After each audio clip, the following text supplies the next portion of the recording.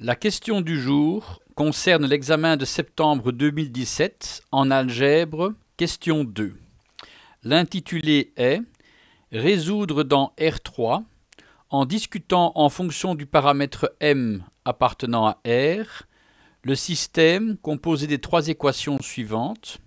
Première équation, 2x plus my plus z est égal à 3m.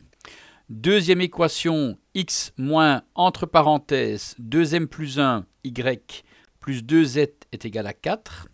Troisième équation, 5x moins y plus 4z est égal à 3m moins 2. Alors, pour résoudre ce genre d'équation, la première chose à faire est de déterminer, de calculer le déterminant de la matrice 3 x 3, qui correspond au système d'équations que nous venons de voir. Et c'est une matrice qu'on va nommer A, hein, ce sera plus facile pour la suite du séquençage des opérations. Alors, le déterminant de A est donc composé, vous voyez, je dirais des trois lignes. La première ligne correspond à la première équation, donc 2 paramétrant x, m paramétrant y, 1 paramétrant z. La deuxième ligne, nous avions 1 en x, moins 2m plus 1 en y, et nous avions 2 en z. Et la troisième ligne, nous avions 5 en x, moins 1 en y, et 4 en z. Donc le déterminant s'exprime comme ceci. Alors, il s'agit du déterminant d'une matrice 3 x 3. Il y a plusieurs manières de le calculer. Je vous propose la manière suivante. Donc, on va reprendre les 9 coefficients de la matrice 3 x 3 et on va adjoindre la première colonne et la deuxième colonne donc, à la suite pour obtenir en fait, un tableau comprenant 5 colonnes et 3 lignes. D'accord? Alors, comment est-ce qu'on calcule le déterminant? En fait, on va commencer par prendre les déterminants, en fait, donc les combinaisons correspondant aux diagonales principales, et on va leur affecter un coefficient positif, donc plus 1. Donc la diagonale principale donc, part de en haut à gauche pour évoluer vers en bas à droite. La première diagonale est donc A11, A22, A33. On ajoute la deuxième diagonale A12, A23, A31 et la troisième diagonale A13, A21, A32. Ça, ce sont donc les trois premières triplettes du déterminant. Ensuite, nous allons affecter d'un facteur moins 1. Donc, nous allons donc retrancher les trois triplettes correspondant aux diagonales secondaires, c'est-à-dire celles qui partent de en bas à gauche pour évoluer vers en haut à droite. Donc la première diagonale secondaire correspond à A31, A22, A13. La deuxième à A32, A23, A11. Et la troisième à A33, A21, A12. Donc on affecte chaque fois un coefficient moins 1. Donc on retranche les trois triplettes, des trois premières triplettes pour obtenir le déterminant. Donc voilà, nous allons appliquer cette méthode à la matrice A pour obtenir, pour la facilité, j'ai pris un code couleur. Donc la première triplette correspond à 2 fois moins 2m plus 1 fois 4, c'est-à-dire moins 8 fois 2m plus 1 en code bleu.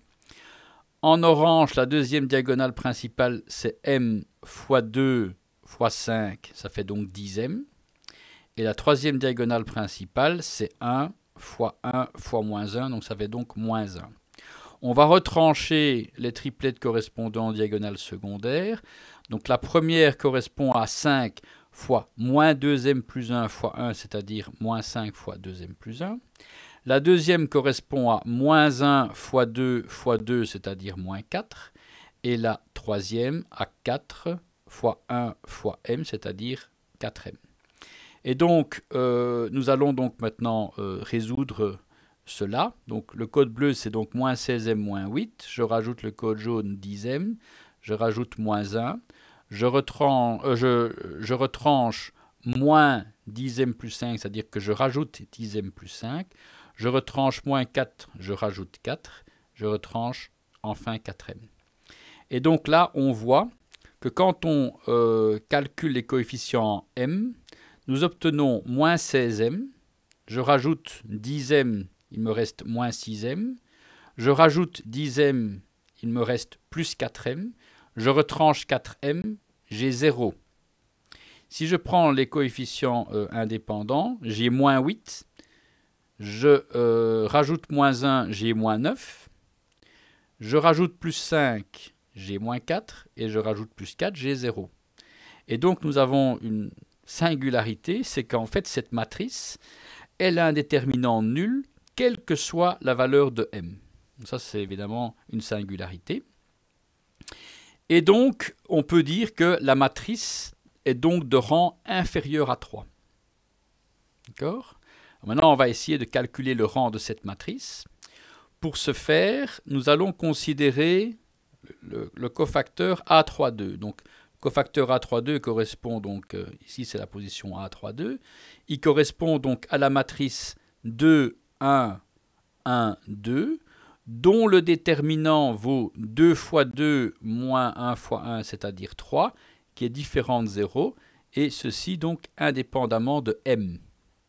C'est pour ça que j'ai choisi ce coefficient, j'aurais pu en choisir d'autres, mais l'avantage ici c'est que nous avons un coefficient indépendant de m et dont le déterminant est différent de 0. Donc quel que soit m, la matrice sera de rang 2. D'accord ? Alors maintenant, on va faire une petite digression. Parce que bon, l'algèbre, évidemment, c'est assez complexe, hein, le calcul des matrices.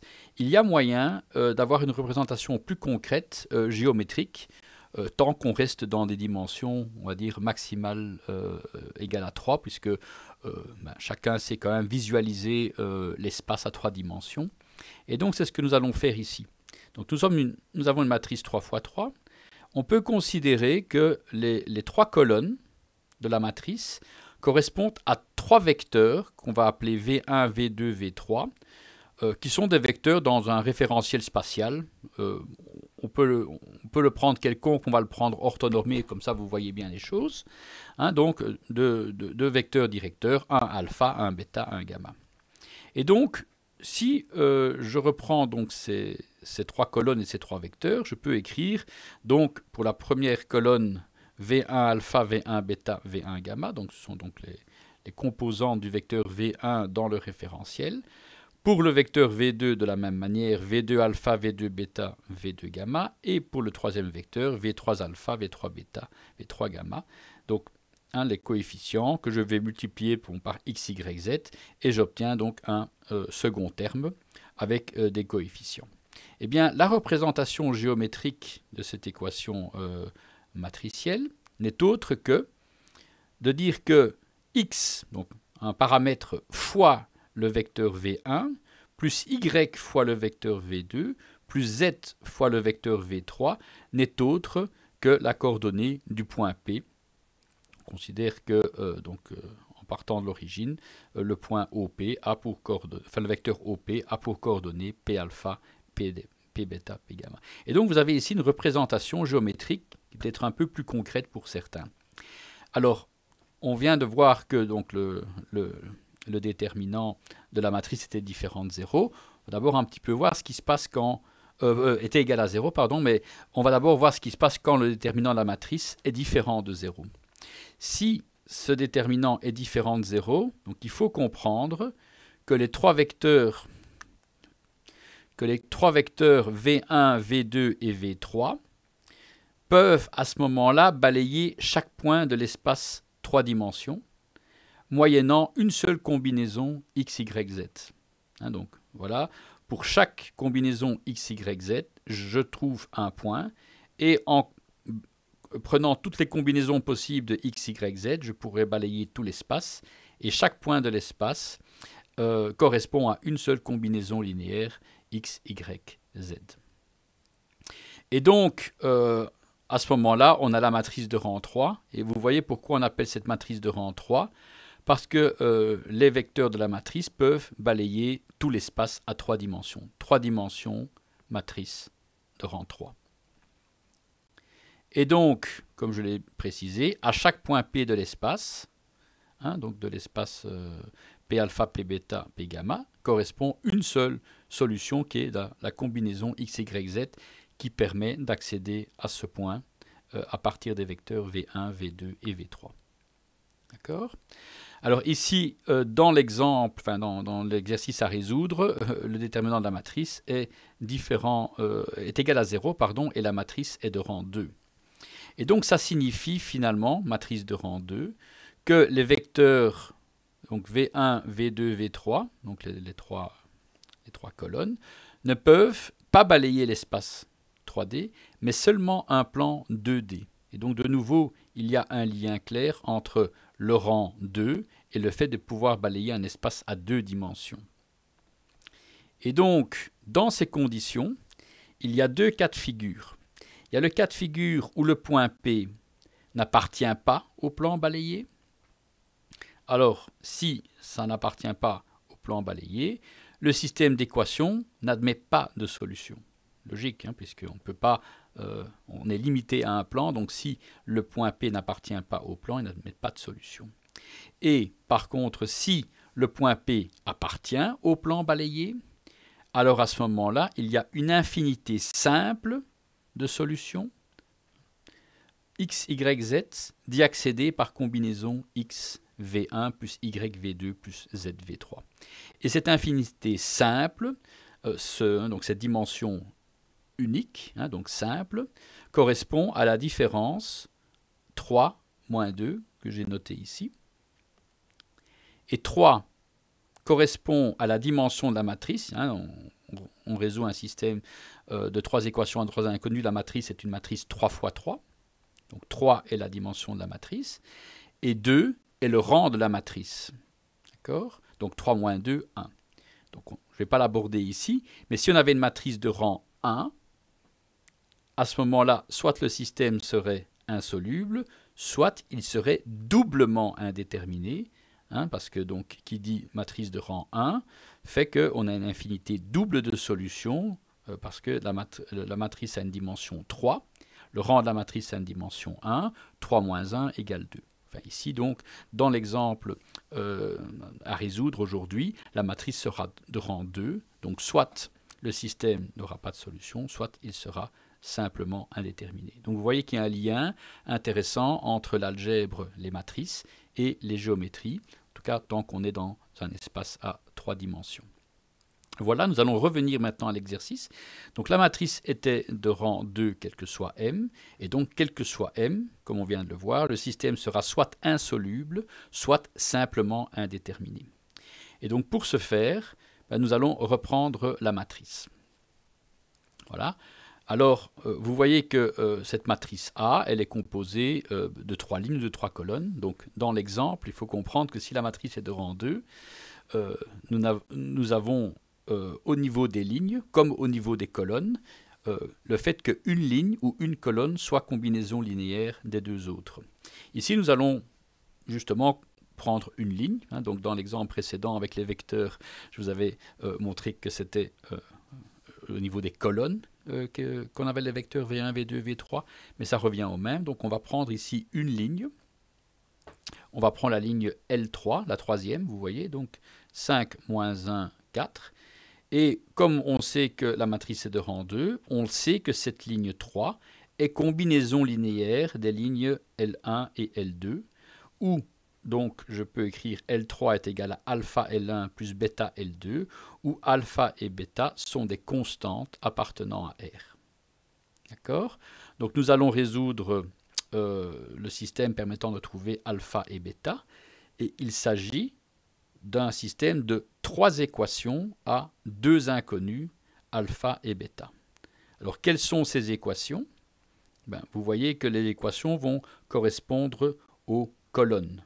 Donc la première colonne, dans la première colonne, nous voyons que 2 fois la ligne 1, et on va multiplier ça par alpha, plus une fois la ligne 2 qu'on va multiplier par bêta, va me donner, au niveau de la ligne 3, 5. Et on fait ça pour les 3 colonnes. Donc, pour la première colonne, nous avons une équation, si on considère que L3 est égal à alpha L1 plus bêta L2. Nous avons l'équation 2 alpha plus 1 fois bêta est égal à 5.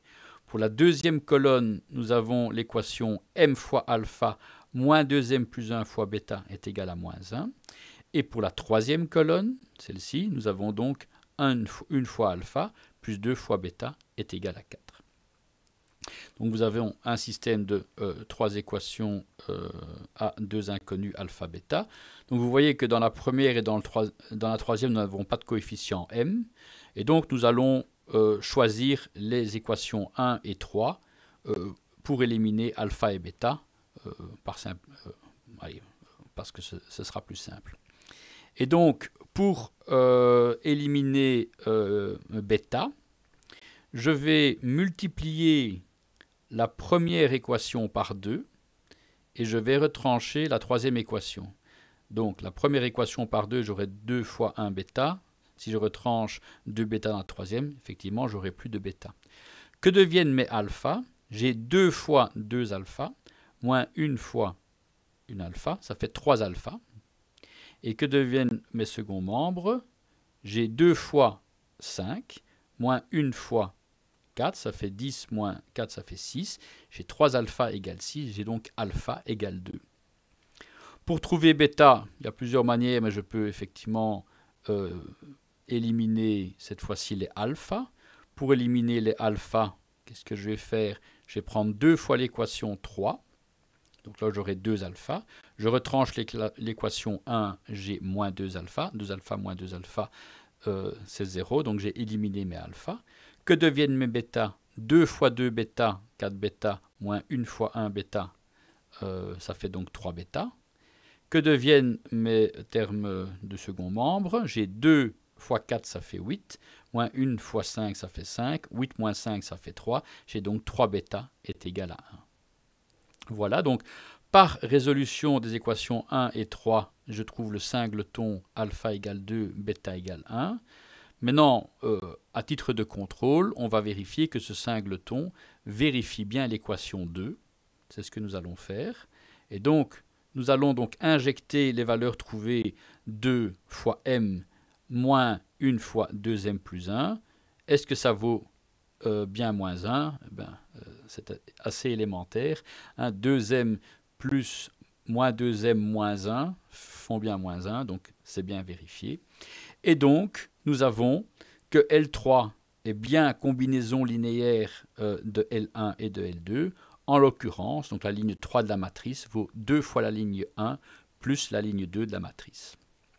Alors, nous allons utiliser cette propriété pour résoudre le système. Donc, cette fois-ci, j'ai écrit le vecteur second membre du système. Donc ça, c'est ma matrice.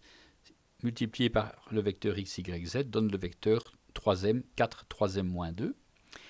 Nous allons donc décomposer ça en 3 équations correspondant aux 3 lignes de la matrice. Donc L1 fois x, y, z, ça donne 2m1 fois x, y, z, ça donne le premier élément de la colonne, c'est-à-dire 3m.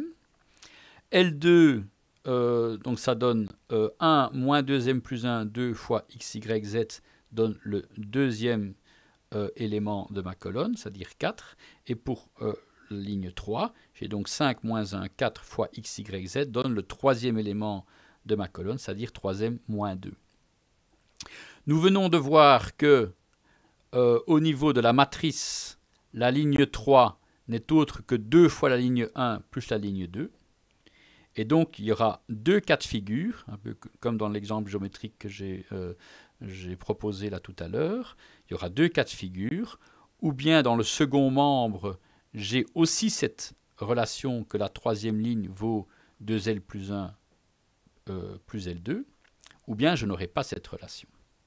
Et donc, si je n'ai pas la relation, le système sera insoluble, c'est-à-dire si je n'ai pas la relation 2 fois troisième correspondant à la ligne 1 plus 1 fois 4 correspondant à la ligne 2 est égal à la ligne 3, 3m moins 2. Si je n'ai pas cette relation, le système sera insoluble. Donc la relation s'écrit 6m plus 4 est égale ou n'égale pas 3m moins 2. je mets les m dans le membre de gauche, 6m moins 3m, ça fait 3m. Je mets les termes indépendants dans le membre de droite, moins 2, moins 4, ça fait moins 6. Donc si 3m n'est pas égal à moins 6 ou si m n'est pas égal à moins 2, mon système sera insoluble. De la même manière, inversement, si j'ai l'égalité, donc si j'ai 3m égale moins 6 ou m égale moins 2, mon système sera simplement indéterminé.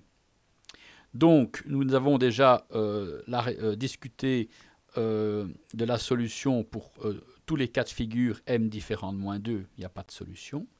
Il nous reste à déterminer de quelle indétermination il s'agit lorsque on remplace m par moins 2. Et c'est ce que nous allons faire maintenant. Donc, nous savons que le système est simplement indéterminé. Il reste à trouver la solution dans le cas où m égale moins 2. Donc, pour ce faire, je vais évidemment, donc vous voyez la matrice ici. Je remplace ici la matrice A en considérant que m est égal à moins 2. Ici, dans le second membre, je vais faire de même. Et j'obtiens donc un système d'équations qui vaut 2x moins 2y plus z est égal à moins 6. X plus 3y plus 2z est égal à 4. 5x moins y plus 4z est égal à moins 8. Ce sont mes trois équations. Et donc nous allons les résoudre. Nous savons évidemment que le système est simplement indéterminé. Donc on va considérer que l'indétermination c'est x, que x peut prendre n'importe quelle valeur, lambda, appartenant à R. Et donc nous allons considérer cette fois-ci seulement deux équations. On peut choisir n'importe quelle paire des équations que vous avez sous les yeux. J'ai décidé de prendre les deux premières. Et donc, la première équation s'écrit moins 2y plus z est égal à 6 moins 2x, mais x vaut lambda, donc c'est moins 6 moins 2 lambda. Et la deuxième équation s'écrit 3y plus 2z est égal à 4 moins x, c'est-à-dire 4 moins lambda, sachant que x peut valoir n'importe quelle valeur à ce stade. Et donc nous allons résoudre ces deux équations, de nouveau par élimination. Donc on va d'abord essayer d'éliminer les z, et pour éliminer les z, je prends l'équation 2, et je retranche deux fois l'équation 1. Vous voyez qu'à ce moment-là, j'ai 2z moins 2 fois z, c'est 0, donc j'élimine bien mes z. Que deviennent mes y? L'équation 2, donc c'est 3y. Moins 2 fois l'équation 1, c'est moins 2 fois moins 2, ça fait plus 4. 3 plus 4, ça fait 7y. Que deviennent mes termes indépendants? J'ai 4 moins lambda, et je retranche 2 fois moins 6 moins 2 lambda. Donc c'est-à-dire qu'en fait, j'ai 4 moins lambda, plus 12 plus 4 lambda. J'ai donc 16 plus 3 lambda est égal à 7y. Donc j'ai y est égal à 16 plus 3 lambda divisé par 7. Alors, pour trouver z, je vais de la même manière éliminer les y. Pour éliminer les y, vous voyez que si je fais 3 fois l'équation 1, j'ai moins 6y. Que je rajoute 2 fois l'équation 2, j'ai plus 6y, je n'ai plus d'y. Donc je vais voir ce que ça donne en z. Donc j'ai 3 fois 1 z plus 2 fois 2 z. Ça fait 3 plus 2 fois 2, 4, ça fait 7z. Et pour les termes indépendants, j'ai 3 fois moins 6 moins 2 lambda, plus 2 fois 4 moins lambda. Donc au niveau des termes indépendants, ça fait moins 3 fois 6, ça fait moins 18, plus 2 fois 4, ça fait plus 8, moins 18 plus 8, ça fait moins 10. Et pour les termes en lambda, j'ai 3 fois moins 2 lambda, ça fait donc moins 6 lambda, plus 2 fois moins lambda, moins 2 lambda, moins 6 lambda, moins 2 lambda, moins 8 lambda. Et donc Gz est égal à moins 10, moins 8 lambda, divisé par 7. Voilà. Donc en principe, si je pose x égale lambda, y égale 16 plus 3 lambda plus 7, et z égale moins 10, moins 8 lambda plus 7, j'ai en principe je dirais, toutes mes solutions possibles. Nous allons, à titre de contrôle, puisque nous avons résolu y et z en fonction de x pour les équations 1 et 2, nous allons à titre de contrôle vérifier que en posant x égale lambda, y égale 16 plus 3 lambda, z égale moins 10 moins 8 lambda sur 7, que ça vérifie bien l'équation 3 également. C'est ce que nous allons contrôler. En principe, ça doit être le cas. Donc, voilà, nous allons remplacer x par lambda dans l'équation. Donc, 5, x devient 5 lambda. Nous retranchons y c'est 16 plus 3 lambda sur 7. Nous rajoutons 4 fois z, c'est-à-dire 4 fois moins 10 lambda, moins 10 moins 8 lambda divisé par 7, et je dois obtenir moins 8. Voilà, donc on peut tout mettre au même dénominateur, dénominateur 7. Donc les 5 lambda deviennent 35 lambda sur 7. Je retranche moins 16, moins 3 lambda. 4 fois moins 10, ça fait moins 40. 4 fois moins 8 lambda, ça fait moins 32 lambda. Et dans le second membre, moins 8, je peux écrire que c'est moins 56 septième. Et vous voyez donc que 35 moins 3 moins 32, enfin 35 lambda moins 3 lambda moins 32 lambda, ça fait 0 lambda. Et que moins 16 moins 40, ça fait bien moins 56. Donc nous avons contrôlé que ce système de solution, donc cette infinité simple en fonction de lambda, répond bien aux trois équations. Et donc nous pouvons écrire que quand la valeur de m vaut moins 2, nous avons une indétermination simple, à savoir que quel que soit lambda constante appartenant à R, on a une solution consistant x égale lambda, y égale 16 plus 3 lambda sur 7, et z est égal à moins 10, moins 8 lambda sur 7. Et ceci clôture la question.